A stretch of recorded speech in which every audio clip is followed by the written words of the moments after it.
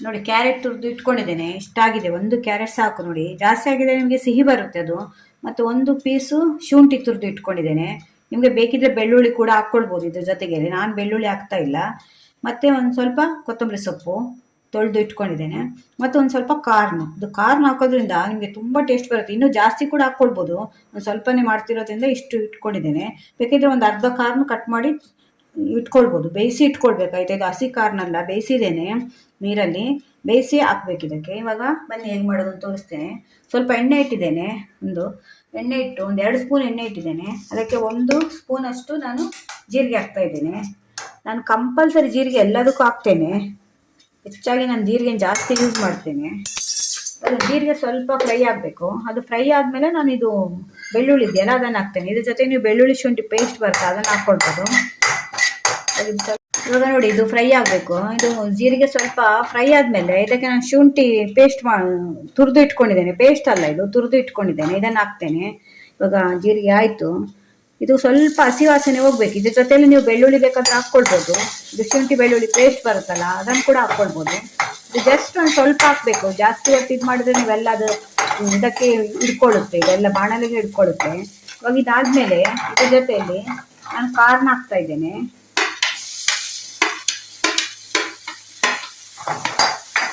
ನೋಡಿ ಎಷ್ಟು ಕಲರ್ಫುಲ್ ಕಾಣುತ್ತೆ. ಕಾರ್ನು ಕೂಡ ಒಳ್ಳೆ ಹೆಲ್ತಿ ಫುಡ್ ಇದೆಲ್ಲ. ನೋಡಿ ಕಾರ್ನು ಕೂಡ ಒಳ್ಳೇದು. ಜೋಳ ತುಂಬ ಒಳ್ಳೇದಲ್ವ ನಮಗೆ. ಮಕ್ಕಳಿಗೆ ಜೋಳ ಹಾಕಿದ್ರಂದ್ರೆ ತಿಂತಾರೆ. ಕ್ಯಾರೆಟ್ ಕೂಡ ಇಷ್ಟ ಅಲ್ವ ಮಕ್ಕಳಿಗೆ. ಈ ರೀತಿ ರೈಸ್ ಮಾಡ್ಕೊಳ್ಬೋದು. ದಿನಾ ಒಂದೊಂದು ಯಾವುದು ಮಾಡೋದು ಅಂತ ಹೇಳಿದ್ರೆ ನಮಗೆ ರೈಸ್ ಐಟಮಲ್ಲಿ ಎಷ್ಟು ಮಾಡ್ಬೋದು ನೋಡಿ. ಸುಮಾರು ರೈಸ್ ಐಟಮ್ ಮಾಡ್ಬೋದು. ಇದು ಒಂದು ಸ್ವಲ್ಪ ಫ್ರೈ ಆಗಬೇಕು. ಇದೇನು ಬೇಯಬೇಕು ಅಂತಿಲ್ಲ, ಆಲ್ರೆಡಿ ಬೇಯಿಸ್ಕೊಂಡಿದ್ದೇನೆ ನಾನು ಕಾರ್ನನ್ನು. ಇದೊಂದು ಸ್ವಲ್ಪ ಫ್ರೈ ಆದಮೇಲೆ ಅದು ಶುಂಠಿ ಹಸಿ ವಾಸನೆ ಹೋಗಬೇಕು. ಒಂದು ಸ್ವಲ್ಪ ಹಸಿ ವಾಸನೆ ಹೋದ್ಮೇಲೆ ನಾನು ಕ್ಯಾರೆಟ್ ಹಾಕ್ತೇನೆ. ಇವಾಗ ನೋಡಿ ಇದು ಫ್ರೈ ಆಗಿದೆ. ಇವಾಗ ನಾನು ಕ್ಯಾರೆಟ್ ಹಾಕ್ತಾ ಇದ್ದೇನೆ. ಕ್ಯಾರೆಟ್ ಕಡಿಮೆ ಬೇಕಾದರೆ ಕಡಿಮೆ ಹಾಕ್ಕೊಳ್ಳಿ. ನಾನು 1 ಕ್ಯಾರೆಟ್ ಹಾಕಿದ್ದೇನೆ. ಇವಾಗ ಹಾಕಿದ್ಮೇಲೆ ಸ್ವಲ್ಪ ಫ್ರೈ ಮಾಡಬೇಕು ಇದನ್ನು ಚೆನ್ನಾಗಿ. ಕ್ಯಾರೆಟ್ ಕೂಡ ಹಾಗೆ ಒಂದು ಸ್ವಲ್ಪ ಬಾಡಿಸ್ಕೊಳ್ಬೇಕು. ಅದರ ಹಸಿ ವಾಸನೆ ಇರುತ್ತಲ್ಲ, ಹಸಿ ವಾಸನೆ ಹೋಗೋವರೆಗೂ ಬಾಡಿಸ್ಕೊಳ್ಬೇಕು. ಅದಕ್ಕೊಂದು ಸ್ವಲ್ಪ ಅರಿಶಿಣದ ಪೌಡ್ರ್ ಹಾಕ್ತೇನೆ. ಮತ್ತೊಂದು ಸ್ವಲ್ಪ ಉಪ್ಪು ಹಾಕ್ತಾ ಇದ್ದೇನೆ. ಉಪ್ಪು ಆಮೇಲೆ ಹಾಕಿ. ಇದು ಸ್ವಲ್ಪ ಬೇಗ ಫ್ರೈ ಆಗುತ್ತೆ ಉಪ್ಪು ಹಾಕೋದ್ರಿಂದ. ಇದನ್ನು ಹಾಕಿ ಚೆನ್ನಾಗಿ ಮಿಕ್ಸ್ ಮಾಡಬೇಕು. ಒಂದು 5ರಿಂದ 10 ನಿಮಿಷ ತಗೊಳುತ್ತೆ ಇದು ಫ್ರೈ ಆಗಲಿಕ್ಕೆ. ಕ್ಯಾರೆಟ್ ಸ್ವಲ್ಪ ಫ್ರೈ ಆಗಬೇಕಿಲ್ಲ, ನಮಗೆ ಅನ್ನಕ್ಕೆ ಮಿಕ್ಸ್ ಮಾಡುವಾಗ ಹಸಿ ವಾಸನೆ ಇರುತ್ತೆ. ನೀವು ಕಾರ್ನು ಬೇಕಾದರೆ ಇನ್ನೂ ಕೂಡ ಹಾಕ್ಕೊಳ್ಬೋದು, ಜಾಸ್ತಿ ಕೂಡ ಹಾಕ್ಕೊಳ್ಬೋದು ಕಾರ್ನು. ಒಂದ್ಸಲ ಚೆನ್ನಾಗಿ ಮಿಕ್ಸ್ ಮಾಡಿದ್ದಾನೆಲ್ಲ. ಇದು ಹಸಿ ವಾಸನೆ ಹೋಯ್ತು. ಮತ್ತು ಅದರಲ್ಲಿ ನೀರಿನ ಅಂಶ ಇರುತ್ತಲ್ಲ ಕ್ಯಾರೆಟಲ್ಲಿ, ಅದೆಲ್ಲ ಡ್ರೈ ಆಗಬೇಕು. ಇಲ್ಲಾಂದ್ರೆ ನೀವು ಅನ್ನಕ್ಕೆ ಮಿಕ್ಸ್ ಮಾಡುವಾಗ ಅದು ಮುದ್ದೆ ಆಗಿ ಕಾಣುತ್ತೆ. ಇವಾಗ ನಾನು ಇದಕ್ಕೆ 2 ಸ್ಪೂನು ಬಿಸಿಬೇಳೆಬಾತ್ ಪೌಡ್ರ್ ಹಾಕ್ತಾ ಇದ್ದೇನೆ. ಇದು ಮನೆಯಲ್ಲಿ ಮಾಡಿದ್ದು. ಇದು ಮನೆಯಲ್ಲಿ ಮಾಡಿದ ಬಿಸಿಬೇಳೆಬಾತ್ ಪೌಡ್ರು ನಿಮ್ಮ ಹತ್ರ ಇಲ್ಲ ಅಂದರೆ ಹೊರಗಡೆ ಪ್ಯಾಕೆಟ್ ಸಿಗುತ್ತಲ್ಲ, ಬೇರೆ ಬೇರೆ ಕಂಪನಿದೆಲ್ಲ ಸಿಗುತ್ತಲ್ಲ ಬಿಸಿಬೇಳೆಬಾತ್ ಪೌಡ್ರು, ಅದನ್ನು ಕೂಡ ಮಿಕ್ಸ್ ಮಾಡ್ಬೋದು ನೀವು.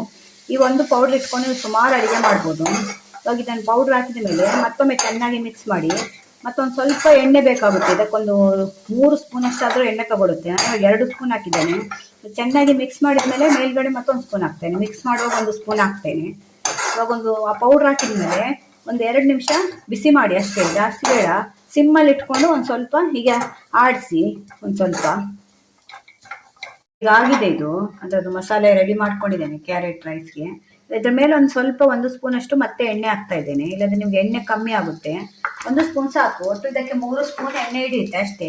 ಇವಾಗ ಆಯ್ತು, ಇದು ರೆಡಿ ಆಯ್ತು. ಇವಾಗ ಇದನ್ನು ಅನ್ನಕ್ಕೆ ಮಿಕ್ಸ್ ಮಾಡ್ತೇನೆ. ಇವಾಗ ನೋಡಿ ಮಸಾಲೆ ಇದಕ್ಕೆ ಹಾಕಿದ್ದೇನೆ. ಇವಾಗ ಇದಕ್ಕೊಂದು 1 ಸ್ಪೂನ್ ಉಪ್ಪು ಹಾಕ್ತಾ ಇದ್ದೇನೆ. ಆವಾಗ ನಾನು ಉಪ್ಪು ಹಾಕಿರಲಿಲ್ಲ. ಅದೊಂದು ಫ್ರೈ ಆಗಲಿಕ್ಕೆ ಮಾತ್ರ ಒಂದು ಅರ್ಧ ಸ್ಪೂನ್ ಹಾಕಿದ್ದು.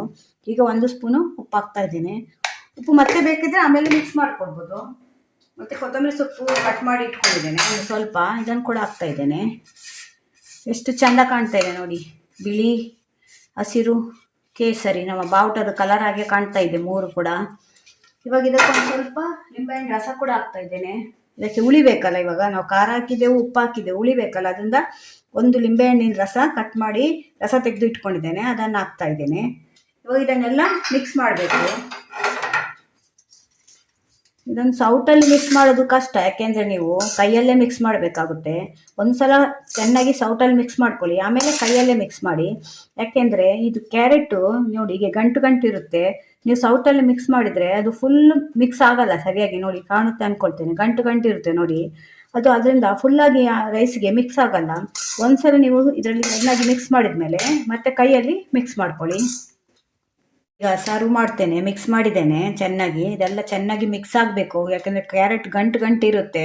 ಅದು ಫುಲ್ಲು ಇದಕ್ಕೆ ಅನ್ನಕ್ಕೆ ಮಿಕ್ಸ್ ಆಗಬೇಕು ಅದು ಚೆನ್ನಾಗಿ. ನೀವು ಸೌಟಲ್ಲಿ ಮಿಕ್ಸ್ ಮಾಡಿದರೆ ಅದು ಆಗಲ್ಲ, ಅದರಿಂದ ಕೈಯಲ್ಲೇ ಮಿಕ್ಸ್ ಮಾಡಿ. ಇವಾಗ ನಾನು ಕೈಯಲ್ಲೇ ಮಿಕ್ಸ್ ಮಾಡಿದೆ. ಉಪ್ಪು ಹುಳಿ ಎಲ್ಲ ಖಾರ ನೋಡಿಕೊಂಡು ಮತ್ತೆ ಬೇಕಿದ್ರೆ ಹಾಕ್ಕೊಳ್ಬೋದು ನೀವು. ಈಗ ಮಕ್ಕಳಿಗೆ ಸರ್ವ್ ಮಾಡ್ತೇನೆ ನೋಡಿ ಫ್ರೆಂಡ್ಸ್. ಕ್ಯಾರೆಟ್ ಕಾರ್ನ್ ರೈಸ್ ರೆಡಿಯಾಗಿದೆ. ಕ್ಯಾರೆಟ್ ರೈಸ್ ಅಂತಾದ್ರೂ ಹೇಳ್ಬೋದು, ಕ್ಯಾರೆಟ್ ಕಾರ್ನ್ ರೈಸ್ ಅಂತಾದ್ರೂ ಹೇಳ್ಬೋದು. ಅದ್ರ ಜೊತೆಲಿ ನಾನು ಮೊಸರಿಟ್ಟಿದ್ದೇನೆ. ಇದಕ್ಕೇನು ಬೇಕು ಅಂತಿಲ್ಲ, ಖಾರ ಎಲ್ಲ ಇರುತ್ತಿದೆ, ಹುಳಿ ಖಾರ ಎಲ್ಲ. ಆದರೂ ನಾನೊಂದು ಮೊಸರಿಟ್ಟಿದ್ದೇನೆ ಮತ್ತು ಕ್ಯಾರೆಟ್ ಮತ್ತು ಈರುಳ್ಳಿ ಕಟ್ ಮಾಡಿರ್ತೀನಿ. ಇದರ ಕಾಂಬಿನೇಷನ್ ಚೆನ್ನಾಗಿರ್ತಿತ್ತು ಜೊತೆಯಲ್ಲಿ ತಿನ್ನುವಾಗ. ಇದು ತುಂಬ ಒಳ್ಳೆಯದು ಹೆಲ್ತಿಗೆ ನಿಮಗೆ, ಯಾಕೆಂದರೆ ಕ್ಯಾರೆಟ್ ನಮಗೆ ಕಣ್ಣಿಗೆಲ್ಲ ತುಂಬ ಒಳ್ಳೆಯದು. ಕಾರ್ನ್ ಕೂಡ ಇರುತ್ತೆ, ಅದು ಕೂಡ ಹೆಲ್ತ್ಗೆ ಒಳ್ಳೆಯದು. ಶುಂಠಿ ಕೂಡ ಹಾಕಿರ್ತೇವೆ, ಅದು ಡೈಜೆಷನ್ಗೆ. ಕೆಲವರು ಡೈಜೆಷನ್ ಪ್ರಾಬ್ಲಮ್ ಇರುತ್ತೆ, ಇಂಥದ್ದೆಲ್ಲ ಮಸಾಲೆದೆಲ್ಲ ತಿಂದರೆ ಡೈಜೆಷನ್ ಪ್ರಾಬ್ಲಮ್ ಆಗುತ್ತಲ್ಲ, ಅದರಿಂದ ಶುಂಠಿ ಕೂಡ ಇದೆ, ಡೈಜೆಷನ್ ಮಾಡುತ್ತೆ ಶುಂಠಿ. ಅದರಿಂದ ಒಂದ್ಸಲ ಮನೆಯಲ್ಲಿ ಟ್ರೈ ಮಾಡಿ. ಹೆಲ್ದಿ ಫುಡ್ ಇದು, ಮಕ್ಳಿಗೆ ಕೂಡ ಕೊಡಿ. ಮಕ್ಕಳಿಗೆ ಇಂಥದ್ದೆಲ್ಲ ಮಾಡಿಕೊಟ್ರೆ ಅವರ ಆರೋಗ್ಯ ಚೆನ್ನಾಗಿರುತ್ತೆ. ಇಲ್ಲದಿಂದ ಅವರೆಲ್ಲ ಜಂಕ್ ಫುಡ್ ಜಾಸ್ತಿ ತಿಂತಾರಲ್ವ, ಇಂಥದ್ದೆಲ್ಲ ಅಭ್ಯಾಸ ಮಾಡಬೇಕು ಮಕ್ಕಳಿಗೆ. ವಿಡಿಯೋ ಇಷ್ಟ ಆದರೆ ನನ್ನ ಚಾನಲ್ ಸಬ್ಸ್ಕ್ರೈಬ್ ಮಾಡ್ಕೊಳ್ಳಿ, ಪಕ್ಕದಲ್ಲಿರೋ ಬೆಲ್ ಬಟನ್ ಪ್ರೆಸ್ ಮಾಡಿ. ಆಗ ನಾನು ಯಾವುದೇ ಹೊಸ ವಿಡಿಯೋ ಹಾಕಿದ್ರೆ ಅದು ನೋಟಿಫಿಕೇಶನ್ ಕೂಡಲೇ ನಿಮಗೆ ಬರುತ್ತೆ, ಆಗ ನೋಡ್ಬೋದು ನೀವು. ಇದೇ ಥರ ಹೊಸ ವಿಡಿಯೋ ತೊಗೊಂಡು ಮತ್ತೆ ಬರ್ತೇನೆ. Bye friends.